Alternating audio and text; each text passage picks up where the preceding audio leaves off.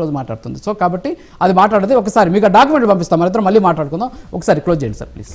ఇక్కడ నేను మాట్లాడతాను సార్ ఒకటండి, వైఎస్ఆర్సీపీ వాళ్ళు అభివృద్ధికి నిరోధకాలుగా తయారయ్యారు తప్ప ఆంధ్రప్రదేశ్ అభివృద్ధి చేయటం అనేది వాళ్ళకి ఎంత మాత్రం ఇష్టం లేదండి. ఇప్పుడు మీరు చూపించిన లెటర్ లేకపోతే ఆల్రెడీ ఇక్కడ కన్స్ట్రక్షన్ కట్టలేరని, దుబాయ్లో ఆల్రెడీ సముద్రంలో కన్స్ట్రక్షన్ కడుతున్నారు సార్. ఇక్కడ బ్లాక్ సాయిల్లో కట్టడం పెద్ద కష్టం ఏందండి?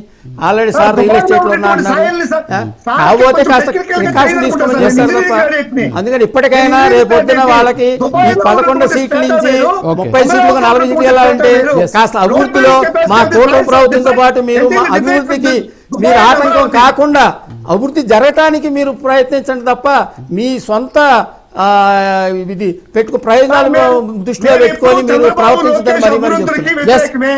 ఓకే సార్, చంద్రబాబు లోకేష్ అభివృద్ధికి వ్యతిరేకమే మేము. ఓకే, ప్రజల అభివృద్ధికి మాత్రం మేము ఎప్పుడు ముందుంటాం. Very good. చంద్రబాబు నాయుడు గారు ఎక్కడండి ఒకటి చెప్పండి, మీరు అభివృద్ధి చేసింది ఒకటి చెప్పండి. ఒకటి చెప్పండి, మీరు అభివృద్ధి చేసిన ఏమైనా ఉందా? ఒకటి ఓకే కాదు, వరల్డ్ బ్యాంక్ లెటర్ రాసి మా పేరు చెప్పచ్చు అభివృద్ధి అండి. వరల్డ్ బ్యాంక్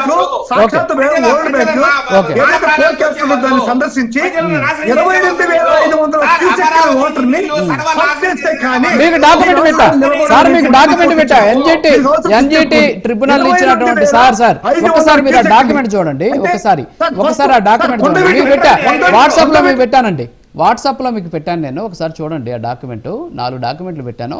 ఇది ఎన్జిటి ఇచ్చినటువంటి తీర్పు, ఇది వరల్డ్ బ్యాంక్ కాదు, ఎన్జిటి నేషనల్ గ్రీన్ ట్రిబ్యునల్ అనేది ఈ అంశానికి సంబంధించినటువంటి అధికృతమైనటువంటి సంస్థ. ఆ సంస్థ ఇచ్చినటువంటి సంస్థ కాదు, అది ఒక ట్రిబ్యునల్. అది చెప్పండి. ఒక్క నిమిషం నన్ను మాట్లాడండి సార్, ఒక్క నిమిషం మాట్లాడండి సార్, ఒక్క నిమిషం నన్ను మాట్లాడండి సార్. మాట్లాడండి సార్. ప్రపంచ బ్యాంక్ ఇచ్చినటువంటి డేటా ప్రకారం 8,500 కోట్ల రూపాయలు ఎత్తిపోతల పథకానికి ఈ యొక్క వరద ముప్పు నుంచి కాపాడుకోవడానికి 8,500 కోట్ల రూపాయలు అమరావతికి అవసరమని ప్రపంచ బ్యాంకు చెప్పింది. 22,500 క్యూసెక్ని పంప్ చేయాల్సినటువంటి అవసరం ఈ అమరావతికి ఉంది అనేటువంటి రిపోర్ట్ ఇచ్చింది. దీంట్లో 3 వాగులు ప్రపోజ్ చేశారు సార్. ఒకటి కొండవీటి వాగు, పాలవాగు, గ్రావిటీ కెనాల్ అని ఫస్ట్ ఫేజ్ లో వేశారు. దీంట్లో అట్లా రెండో ఫేజ్ లో వచ్చి ఫస్ట్ ఫేజ్ లో వచ్చి 4,000 క్యూసెక్లు 4,000 క్యూసెక్లతో ఇది ఫస్ట్ ఫేజ్ ఉంటుంది. రెండో ఫేజ్ లో 8,500 క్యూసెక్లతో పంపింగ్ స్టేషన్ ని సాక్షాత్తు నారాయణ గారే 443.76 కోట్లతో ఒక పంపింగ్ స్టేషన్ ని నిర్మిస్తూ 3వ దశ కూడా ఉంది అని చెప్పారు. మొత్తం 22,500 క్యూసెక్ల పంపింగ్ స్టేషన్ ఈ అమరావతి సేఫ్ గా ఉండడానికి అవసరమని సాక్షాత్తు వరల్డ్ బ్యాంకే చెప్పింది. ఇటువంటి దాన్ని పెట్టి మీరు ఎన్జిటి చెప్పింది కాబట్టి ఎన్జిటికి ఈ వరద ఎన్జిటి చెప్పింది మనకు చెల్లదు, పార్లమెంట్ లో చేసే చట్టం చెల్లదు, అసెంబ్లీలో చేసే తీర్మానం చెల్లదు.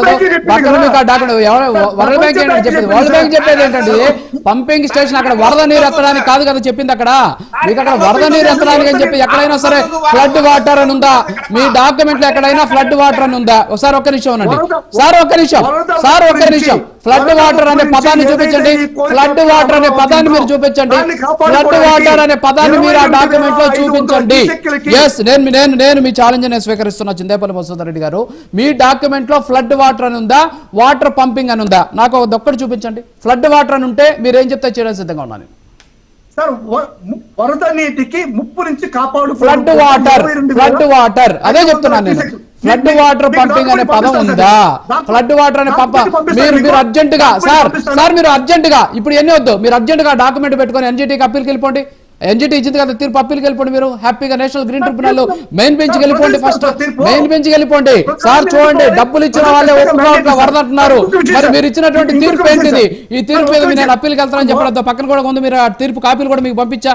ఒకసారి మీ లీగల్ టీమ్ తో మాట్లాడి పని చేస్తే బాగుంటుంది. చూడండి, ఎందుకంటే ఒకవేళ వరద ముంపు ప్రాంతంలో రాజధాని కట్టినా కూడా సమస్యలే కాబట్టి, సో ఒకవేళ అలాంటి పరిస్థితి ఉంటే మీరు కాపాడాల్సినటువంటి బాధ్యత ప్రతిపక్షంగా మీ మీద ఉంది కాబట్టి ఆ ప్రయత్నం చేస్తే అందరూ కూడా సంతోషిస్తారు. Thank you sir, thank you close చేస్తాను. నేను లేదని చెప్పండి, నా దగ్గర ఉండే డాక్యుమెంట్ ప్రకారం చెప్తున్నా. Yes, thank you Chindepalli Madhusudan Reddy గారు, పెద్దిరెడ్డి రవికిరణ్ గారు, మేడా విజయశేఖర రెడ్డి గారు, Vedanjala Srinivasarao. Thank you very much డిబేట్లో పాల్గొన్నారు. సో ఓవరాల్గా అమరావతికి సంబంధించినటువంటి రాజధాని విషయంలో ఇంకా కూడా బిజినెస్ లిస్ట్లోకి ఇవాళ ఉందా లేదా బిల్లుకి సంబంధించి క్లారిటీ లేదు. మరి కాసేపట్లో వచ్చే అవకాశం, మ్యాక్సిమం ఇవాళే బిల్లును ప్రవేశపెట్టేటువంటి అవకాశం ఉందని కూడా చెబుతూ ఉన్నారు. మరి